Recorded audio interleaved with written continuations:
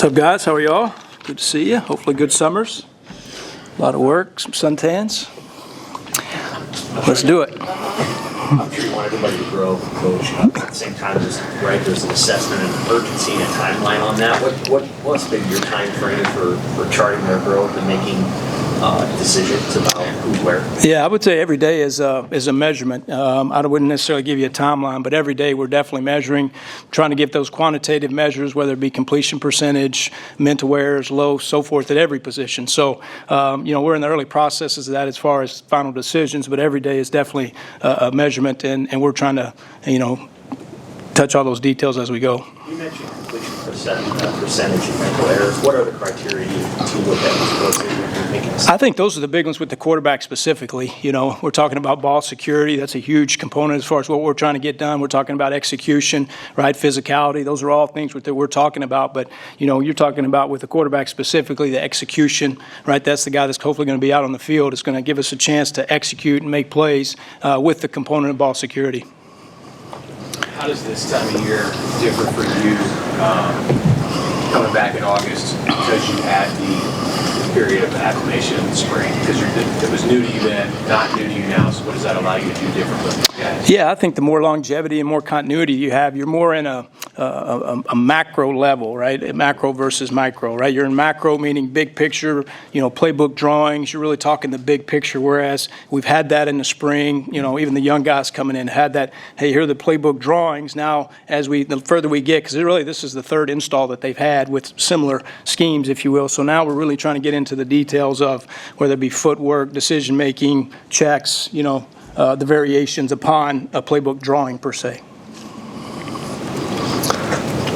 What about Dylan? Where have you seen him make his biggest jump, just from having your first look at him in January to now you're in August? Yeah, and to be expected, probably with all quarterbacks, there's just a comfort level as far as whether it be the play call that's given in, the coverage that they're seeing. I think the more reps and experience that you get, there's that comfort level that continues to grow, right? So, whether it be pocket presence, hey, we drop back, they bring a blitz, you're calm and poised in the pocket and make the right decision. So I think that's probably the good thing that I've seen or positive that I've seen, from the spring. It's kind of a big picture, a lot of moving parts. Introduction of playbook, introduction of defense. Obviously, Tony does a great job schematically with some exotic looks. So the experience, the meeting rooms, as we talk through it in the decision-making process, I think there's a comfort level that continues to improve. I think the media days, Coach Rule spoke a lot about eliminating turnovers, being a big goal for the offense. I mean, is there anything you're coaching with these guys specifically to achieve that goal? Well, there's obviously the physical component of handling the ball, whether it be quarterback center, snap gun, snaps from gun, etc. But I think there's a component of just decision-making in general, right? Are we making risky decisions as far as trying to put the ball in tight windows versus checking the ball down? So I think there's a couple of, pillars that you can address to try to improve that. So, again, a daily measurement we're working through and trying to get better at. Well, you've got guys that have strong arms, and you have a couple who really do.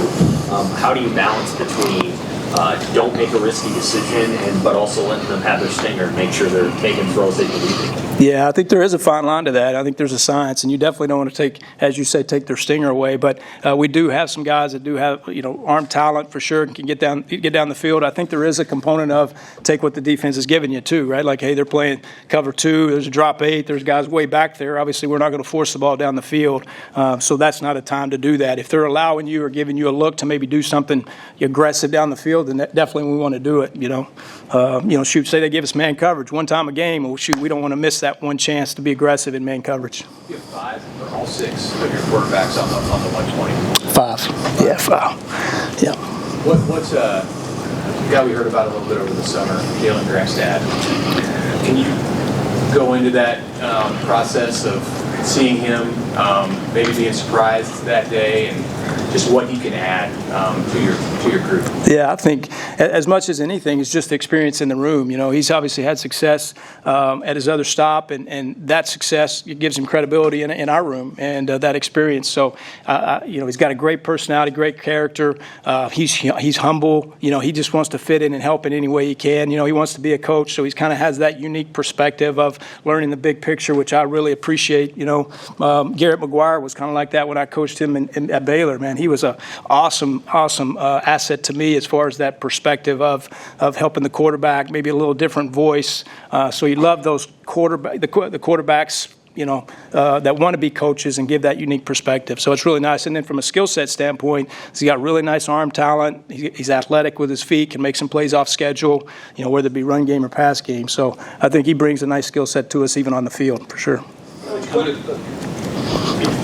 What have the conversations kind of been like with Dylan about just sort of handling the moment as a freshman, the national attention, and soaking that all in, but also still being a freshman in college and being a football player? Yeah, I think that's a conversation you have with everybody, really, right? I mean, when you get to this level, there's a lot of eyes on you and a lot of voices. So, but at the end of the day, we can control what we can control, and it's just talking about the preparation day to day. And once the ball is snapped, and we make a right decision, and all that stuff that's outside really has no factor in what we're trying to get done. So the emphasis is, make sure we're on the same page. We're trying to get done from a coaching standpoint to a performance standpoint, and then God's ability will let you do the rest.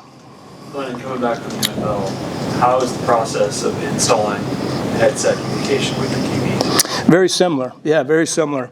And even in the NFL, shoot, a lot of these NFL teams, they're on wristbands anyway, So all of a sudden you go, hey, you push the button and it's wristband 3. Sometimes that's even all the communication there is even in the NFL, right? So we have a little bit of, there's some simple, communication, and then, it's really cool when in situational stuff, hey, this is 4 downs, or hey, this is this protection, or hey, be ready for this, alert this, So there's these little coaching points, and I think Sat talked to you guys about it. I think there is a fine line of too much communication. I remember one time when I was in Atlanta, I was talking to Matt, and I probably gave him too much stuff, and he came back and let me hear about it, right? So, and I respect that. I mean, please give us that feedback, but we want to kind of balance that as far as coaching points, whether it be too much or too little. What have you learned about Heinrich Garber? Just a competitor, character, humility, work ethic, wants to do it right, just everything you're looking for, really. I've been really, really impressed on a lot of levels with him. He's been nothing but a huge part of our room, again, both on and off the field. So excited to see that growth continue, as we get further into camp. What kind of improvements have you seen guys make just in the summer, the work that they put in from how you've done with them? Yeah. Like I say, this is kind of their third install, if you will, as far as the system. And really that second install, a lot of it was on them. They kind of installed it themselves. So, as that install continues to go, the more comfortable you are. But just the leadership, even with the young quarterbacks, as far as them leading a practice on their own is encouraging, right? So a lot of times you don't see that, and then the team being receptive to that. So that was kind of cool to see, and I think we got a lot of work and a lot of production in those few weeks. Quarterbacks want to work with guys outside of the system you guys have here. What sort of guidelines do you have for how they pick that, and what you are comfortable with them doing, and then maybe things that you would prefer or things that you guys just talked about? You're saying like at another facility or outside coach? Shoot, I mean, really, at the end of the day, we want to teach what we teach, and I've been around some good and some bad. I feel, convicted in some things that I want to try to get done. But anytime I feel like anybody's working on their craft, they're getting better.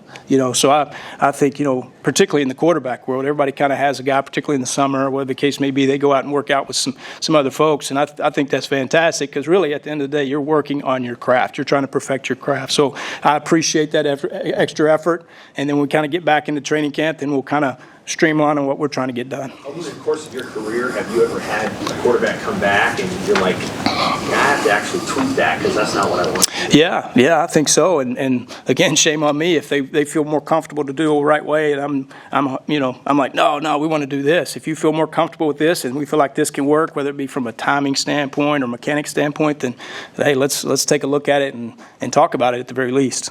Hey, Glenn, can you speak on just the upgrades at receiver you made? I mean, you probably watched all the film last year and the injuries they dealt with. I mean, how confident are you with this new group of receivers your quarterbacks are throwing? Yeah, I think probably more important than I'm confident, I think the quarterbacks are confident. I think there's a nice group of, particularly even with depth at all positions. So I think that's what I'm excited about more than anything, is our quarterbacks are confident in the guys that they have out there, whether it be a one-on-one matchup or maybe the number 2 receiver here. I don't think there's any hesitation to, hey, let's go let that guy make a play. Anything else for Coach Thomas? What do you, when you, the offensive coordinator portion of your role, when you think about sort of the global structure of what's going on, what do you like about the offense right now? Like, what impresses you about it? I like just the multiplicity of it, right, and the open-ended of it. I don't think, even like schematically, people, there's schemes everywhere, right, and the longer you're in this profession, I have playbooks for however many feet tall through the years, right? So I don't think it's a scheme so much, but I think it's the availability to get to different schemes and also playing into the strengths of your players. So whether it be checks into good or bad plays, or, this guy might not necessarily be this good at this route, let's work him with this route, or let's play this receiver at this position. I think it's more that, and then the flexibility for us to be able to get to that. Whether it be wide sets, bunch sets, schematically, we have a lot of flexibility that way. Grimstad's part of the point, right? He is, yep. Can you speak on just the specific leadership and I guess poise that Dylan's shown so far? Yeah, I think it's probably twofold, right? There's a mannerism and there's an aura about it. I think that's important. We talk about that because people feed off of that aura, but I think there's a confidence that you hear in tone of voice and being vocal, and, hey, somebody runs the wrong route, you let them know, or just the confidence of maybe a protection call, or, hey, let's challenge Ben Scott on a call. Hey, this is what I see. I want to do this, right? And the conviction of making those calls, that only comes with confidence. So if you're second guessing yourself, everybody else is going to feel that. So the more and more that we're in this, the more and more reps that we get, you feel that confidence with all the players. I would say all quarterbacks, and then all the other guys, if you will follow that lead because of that confidence. Can you teach that, or is that just something somebody has in you when you get it? Probably a little of both, I would say. Probably a little of both, but I definitely think there's an element of teaching to it, and I think that comes a lot in the meeting room, because if they understand what you're teaching in the meeting room and they really grasp that, I think they can really speak in confidence, right? And they can feel that confidence when they make a check or make a call, as opposed to kind of tippy-toeing up to a call. Who's your fifth quarterback that you can't? You mentioned the four already. Who would be your fifth guy? Bodie. Bodie, yep. Okay. Awesome. Thanks, guys.